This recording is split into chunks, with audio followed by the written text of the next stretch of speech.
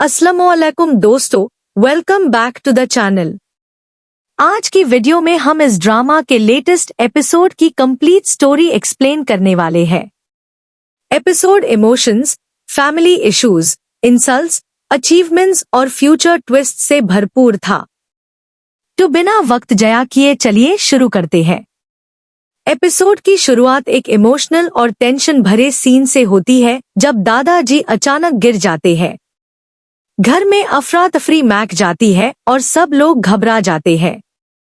इसी दौरान अनस को बुलाया जाता है और वो फौरन दौड़ कर आता है।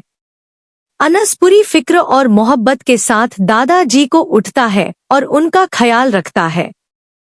इस सीन से साफ पता चलता है कि अनस दादाजी से कितनी मोहब्बत करता है और उनकी कितनी इज्जत करता है। लेकिन घर वालों का रवैया फिर भी बदला हुआ नजर नहीं आता। इसके बाद हमें अनस की मजबूरी भी नजर आती है। वो दादाजी को अकेले छोड़कर यूनिवर्सिटी नहीं जाना चाहता, लेकिन घर वेल्यूज जबरदस्ती भेजने की कोशिश करते हैं। अनस का दिल दादाजी के पास रहता है मगर मजबूरन उसे जाना पड़ता है। फिर कहानी यूनिवर्सिटी की तरफ बढ़ती है। यहाँ शिरीन और उसकी फ्रेंड्स नजर आती है। शिरीन पहले ही अनस को नीचा समझती है और हर मौके पर उसका मजाक उड़ती रहती है। जब अनस यूनिवर्सिटी जाने के लिए तैयार होता है तो उसके कपड़ों और उसके स्टाइल का भी मजाक बनाया जाता है।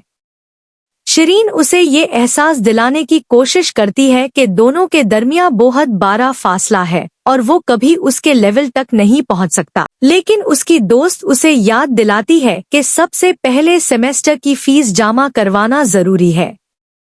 यहीं से कहानी एक नई टेंशन की तरफ बढ़ती है। घर पहुंचकर जब वो अपने भाई से सेमेस्टर फी की बात करती है तो उसे उम्मीद होती है कि उसका भाई उसकी मदद करेगा, लेकिन उसके साथ बिल्कुल उल्टा होता है। भाई घर के हालात और पैसे की तंगी का बहाना बनाकर फीस डीन से इनकार कर देता है।